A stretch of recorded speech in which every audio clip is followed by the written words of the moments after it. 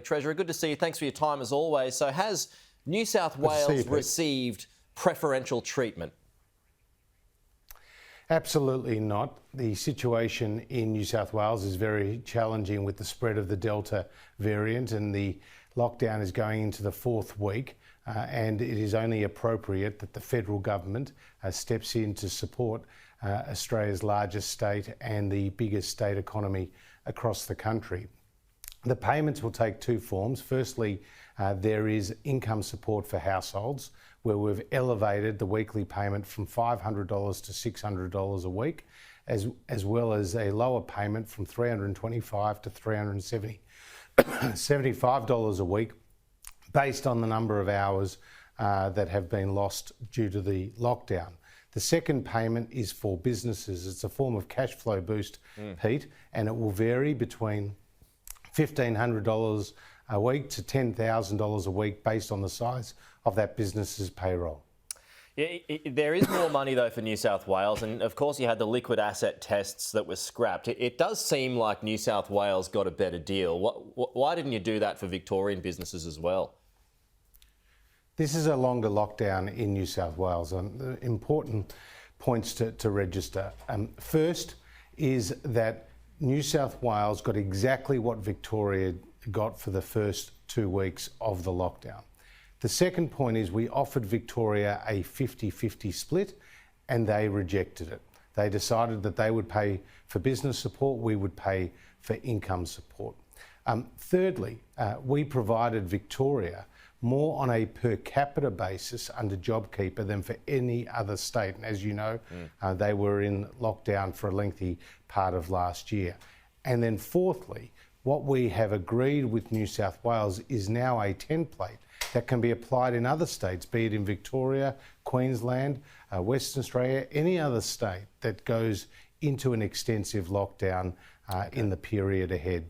So people are sick and tired of the whinging and the whining from the Victorian Labor government. Well, that came pretty strongly last night. You had a strong statement from the Victorians, and it said that Victorians are sick and tired of having to beg for support from your government, called your actions at the time a disgrace, accused you of double standards. I mean, this is your own state, Treasurer. How do you respond to those sorts of words?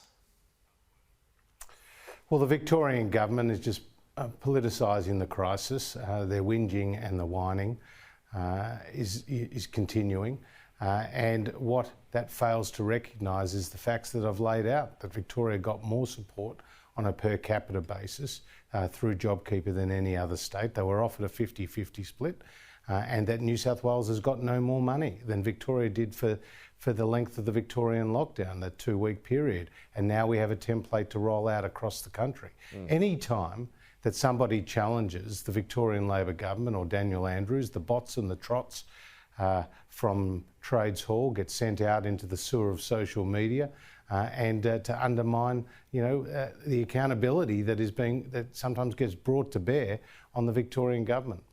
Was it a mistake, though, not to have a practical financial framework ready to go once JobKeeper ended, rather than playing catch-up now, which would have meant businesses got more support earlier? Well, because we've put in place a structure that depends on the length of the lockdown. So we set should you have done this earlier? Very important principle. Well, we set a very important principle that in the first week of a lockdown, that there would be no specific federal support, and that support that would go to either households or businesses would come from the state government. In the event that there's a second week of a lockdown, then we put in place the income support through the disaster COVID payment system, and that's appropriate. Yeah, but I mean, when it goes into the third week, we take out the liquid assets test, and now when we're going into a fourth week, we're providing broader business support. So it's a graduated approach, and I think it's appropriate. The framework will work well, and let's not forget, Pete, that we have put to bear more than $300 billion in direct economic and health support. Programs like JobKeeper, the cash flow boost, the JobSeeker coronavirus supplement, the $750 payments to veterans, pensioners and carers have all played a critical role in stabilising our economy, so much so that we are ahead of any other advanced economy in the world to see more people in work today than before the pandemic began, and our economy bigger today than before the pandemic began. So our economic response and our health response has been far better than nearly any other country around the world. But you all always said that you expected that there were going to be further outbreaks. Why did it take this new outbreak from Sydney to trigger this extra round of funding? Well, this is a lengthy lockdown, and it's now going into its fourth week. It could go longer. I'll leave those decisions and those announcements to the Premier of New South Wales. We're also dealing with a more contagious and a dangerous variant in the Delta variant. So we're dealing with this crisis, as you know, in real time. This is a once-in-a-century pandemic. This is the biggest economic shock since the Great Depression. But Australia has performed very, very strongly. The fact is, we have avoided the loss of life that you've seen across other countries. In the UK, more than 120,000 people have tragically lost their lives. Here in Australia, it's less than 1,000. Unfortunately, here in my state of Victoria, more than 90% of the lives have been lost. I mean, this is a very, very difficult time, and we are putting together the programs and the policies that are required to get Australians to the other side. Okay, Treasurer Josh Frydenberg, as always, appreciate your time. Thanks for joining us. We'll talk to you soon.